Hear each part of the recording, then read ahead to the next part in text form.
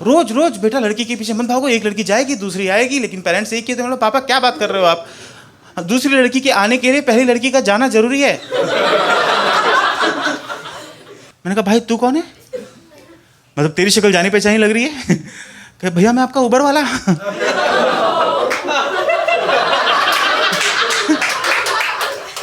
तू अभी तक यही है। कह अरे भैया क्या बात कर रहे हो, माँ जी ने रोक लिया, कहा दूल्हे की गाड़ी तू ही चलाएगा, सुना है सालियाँ बहुत है भैया आपकी। हाँ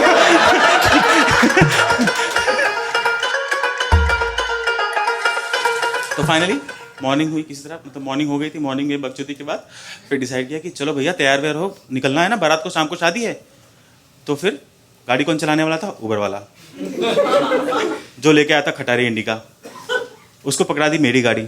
मेरी गाड़ी सजा के लेके आया, मेरी गाड़ी वरना 1.6 सीसी, उसको पूरा वाइट फ्लावर से पूरा सजाया हुआ है चारों तरफ से, वो लेके आया एकदम। मैं बैठा, मैंने कहा मैं सामने बैठूंगा क्योंकि इंडिका चलाता है, पता नहीं कैसे चलाएगा, है ना। शादी होने वाली थी अमरावती में, जो कि नागपुर से 150 किलोमीटर दूर है, 6 लेन। वो बंदा 120, 130, 140 के नीचे आ ही नहीं रहा है, फुल स्पीड में भगाया जा रहा है। मतलब कि जो बंदा अब तक शादी के लिए रेडी नहीं था, वो बारात को 40 किलोमीटर पीछे छोड़ के भाग रहा है।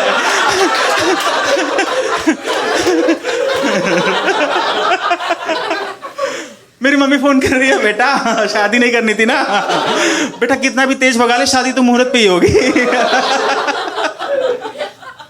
मैं कहा भाई धीरे कर ले, क्या कर रहा है तू। लेकिन उबर वाले को आदत थी खर्रा खाने की। नागपुर में एक चीज होती है, गुटखे जैसी होती है पर गुटखा नहीं होती है। खर्रा और गुटखा में डिफरेंस है। जैसे आप अगर गुटखा खाते हो तो आपकी जुबान केसरी हो जाती है, लेकिन अगर आप खर्रा खाते हो ना तो आपकी जुबान तो केसरी होती है, आप जहां से जाते हो आप पूरा रास्ता केसरी करते जाते हो। तो उसको थूकना था। अब वो कैसे थूके, अगर विंडो खोल के थूक दे तो एक साइड के फुल केसरी हो जाएंगे,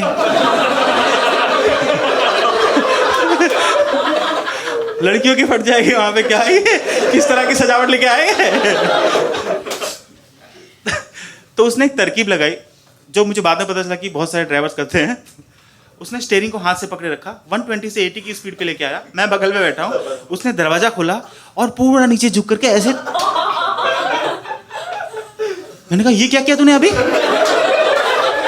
तो पागल हो गया। सामने से गाड़ी आ रही है यार, मतलब देख मैं स्टैंड अप कॉमेडियन हूं, ठीक है, मेरे को टीवी पे आना है, सीसीटीवी पे नहीं आना है। ये क्या वाहियात हरकत की। सामने लॉरी वाले की फट गई है, वो मुझे देख के बोल रहा है कि तेरा ड्राइवर कहाँ है।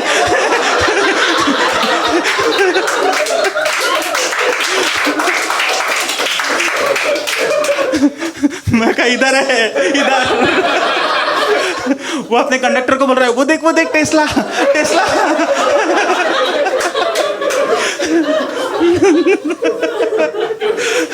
कंडक्टर कह रहा है टेस्ला के दरवाजे क्यों खुली है, और थूक भी रही है। टेस्ला गुटखा खाती है क्या। तो हम लोग जैसे तैसे वेन्यू पे पहुंचे। अब ना रास्ते में मैं यही सोच रहा था, आप देखो मेरी मानसिक स्थिति उस वक्त क्या थी। मुझे जस्ट अभी पता चला था कुछ घंटों पहले कि मेरी शादी फिक्स हो गई है, ठीक है, और फिर अग्रवाल पिट गया, है ना, ये सब बकचोदी हो गया, और फिर रास्ते में ये सब हो रहा है। मुझे लगा कहीं भगवान मुझे हिंट तो नहीं दे रहा है कि मत कर बेटा। भगवान ऐसे ही हिंट देते होंगे ना, सामने आके बोल थोड़ी देंगे कि वट्स निकलेगा। ऐसे नहीं बोल सकते, ऐसे ही हिंट देते होंगे। लेकिन इतनी देर में वेन्यू आ गया जहाँ पे शादी होने वाली थी, और उबर वाला फटाक से दरवाजा बंद करके चला गया।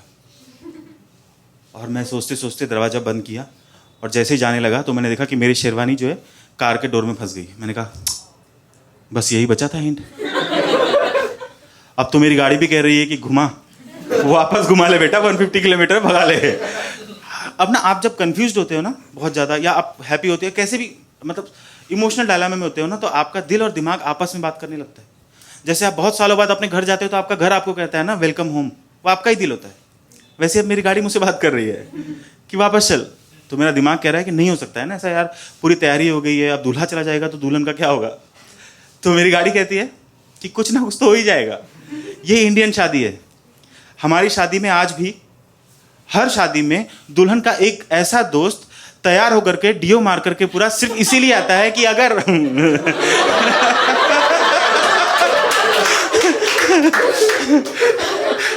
दूल्हा भाग जाए और दुल्हन का बाप रोते रोते अपनी पगड़ी नीचे रख दे तो मैं वो पगड़ी उठा के उसके सर पे रखूंगा और कहूंगा कि मत रोइए पिताजी। मैं करूंगा आपकी बेटी से विवाह। मैं इतना सोच ही रहा था, उतनी देर में मेरे साले जो है अपने दोस्तों के साथ आए और मुझे खींच लिया, अरे जीजू जीजू चलिए चलिए चलिए आगे चलिए। और मेरी शेरवानी फंसी थी, वो फट गई थोड़ी सी, मतलब थोड़ी सी पीछे से ऐसे हल्की सी फट गई, और ले जाकर के मुझे खड़ा कर दिया जयमाल स्टेज पे।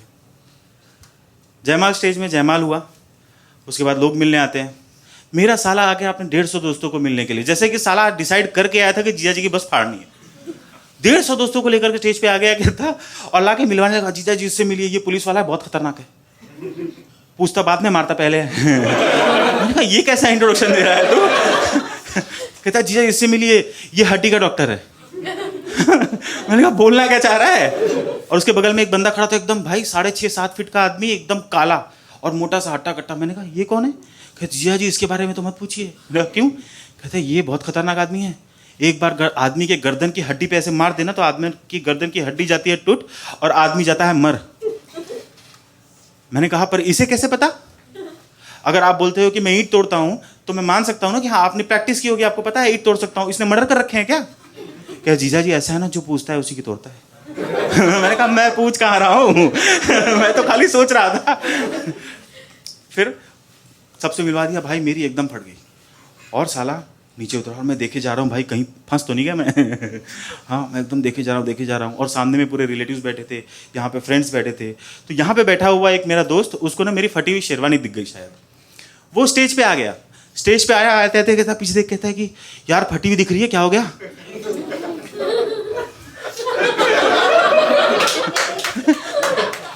मैंने कहा यार वो साला देख रहा है। 1 मिनट, क्या बोला तू?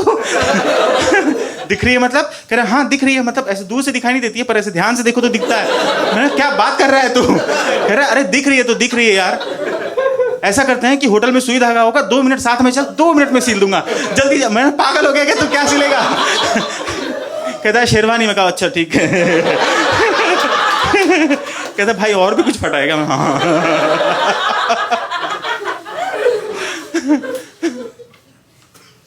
उसके बाद क्या होता है कि जो वर और वधू, अब जानवर नहीं रह गया, अब वर और वधू जयमाल के बाद जाते हैं खाना खाने के लिए। खाना खाने के लिए ऐसे पूरे टेबल्स लगाए होते हैं, यहाँ पे बैठते हैं फैमिली वाले ऐसे साथ में पूरे, ठीक है। हम लोग बैठे, खाना खाना शुरू हुआ, खाना खत्म होने पे आया और तब हुई सालियों की एंट्री। और सारे रूमर सच, 14 सालियाँ ऐसे हाथ में भरा हुआ एकदम रसगुल्ले का प्लेट लेकर के बड़ी सी मेरी तरफ में बढ़ रही थी। मतलब प्रॉपर वही मतलब वो लड़कियाँ नहीं होती क्या बचपन में जो खिलौनों से खेलती है, बड़ी होकर तुम्हारे अरमानों से भी खेल जाती है।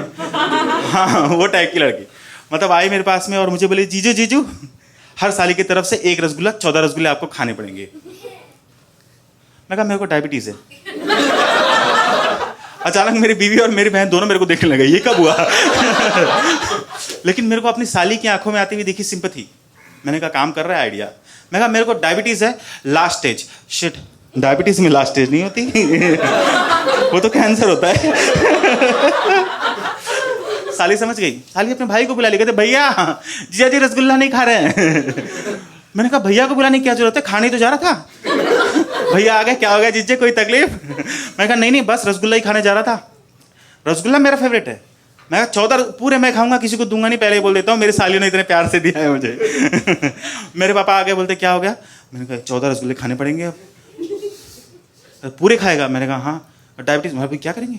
मैं तुझे पहले कहता था लड़की के चक्कर में मत पड़, एक लड़की जाएगी। मैं कहा पापा आप बंद करो ये, ठीक है जयमाल हो गया, लड़की नहीं रही बीवी हो गई है वो, ठीक है। और आप ये डायलॉग जो बार बार बोल रहे हो ना, ये 6 फीट के मुस्टंडे ने सुन लिया तो लड़की तो रह जाएगी, बाप और बेटे से हाथ धो बैठेंगे।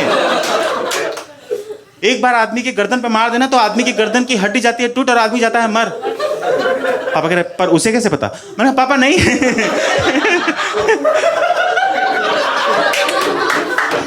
अब आप कुछ नहीं बोलोगे। फाइनली हम लोग जो होता है फेरे होते हैं वो टाइम आया, दूसरी जगह पे होता है वो, और यही वो जगह होती है जहाँ पे जूते चोरी होते हैं। कि मैं कहीं जूते उतारूंगा और सालियों का काम होता है कि वो जूते चुरा ले चोरी से, कि कोई देख ना पाए, और बाद में उस कजन्स के पास जाके उन जूतों को बेच दे मन चाहे पैसों पे। हाँ मतलब 5,000 का जूता है तुम 15,000 में बेच दो। मैं कहता हूँ किडनैपिंग का पूरा कंसेप्ट यहीं से आया है। यार जब 5,000 के जूते के 15,000 मिलते हैं तो जूते के साथ जूते वाला भी उठा लूँ तो।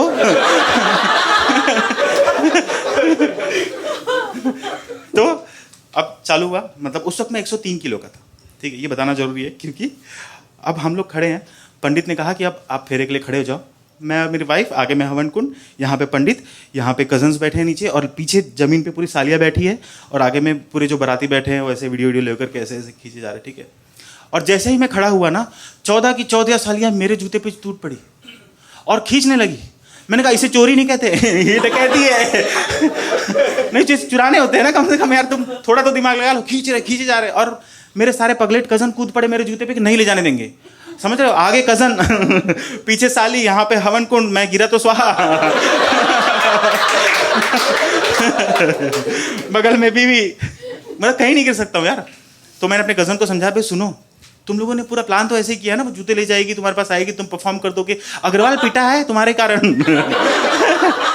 इतना तो सब ले जाने दो ना जूते, तभी तो प्लान आगे बढ़ेगा। कहते हाँ आप सही बोल रहे हो भैया, ले जाने दो। तो सालिया जूते लेके चली गई, फेरे खत्म हुए, लास्ट फेरा जैसे ही खत्म हुआ, साली नहीं आई पर उसकी एक क्लोज कजन मेरे पास आई और आकर के दोनों जूते मेरे तरफ बढ़ाते हुए कहते, जीजा जी इस जूते के ना 15,000 रुपये दे दो। मैंने कहा बेड़ा गर्क तेरा, पूरा प्लान फेल कर दिया तूने। जूते मेरे कजन के पास जाना था, तेरे को पता, चोरी का पहला उसूल ये है कि चोरी की चीज उसे मत बेचो जिससे चुराई हो। तुम यूपी वाले हो, शर्म करो कम से कम। हाँ, ऊपर से विकास दुबे भी देख के सोच रहा होगा ये है यूपी वाले, इन्हें जूते बेचने नहीं आ रहे, इनके लिए पटाई थी मेरी गाड़ी तुमने। हाँ, और मतलब क्या तरीका हो गया। फेरे के बाद में मुझसे आके, मैं क्या फेरे पर्स लेके करूंगा, मतलब बीच फेरे में टाइम प्लीज बोल के मुझे बाहर चाय सुट्टा लेने जाना है। कहते तो क्या करना है बता दीजिए जिया जी, कजन से मांग लूँ। मैंने कहा नहीं, अब प्लान खराब कर ही दिया है तो जाओ मेरे पापा से मांग लो। कहते लेकिन आपके पापा को तो हमने देखा ही नहीं है। मैं कहा हाँ यस, ये हुई बड़ा बात। ऐसा करो, वहाँ पे ना कुछ अंकल लोग बैठे हैं पगड़ी वगड़ी बांध के, आप वहाँ जाके सिर्फ बैठ जाओ, थोड़ी देर में एक इंसान बोलेगा ही बोलेगा कि बेटा लड़की के पीछे मत भागो। जैसे ही वो लाइन बोले ना, भाई 15 नहीं तो 50 मांगना, उस इंसान की आदत छूटे कम से कम।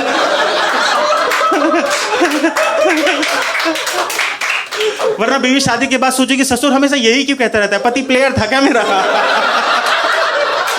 That's been my time, friends. My name is Vinay Tiwari and you have been amazing.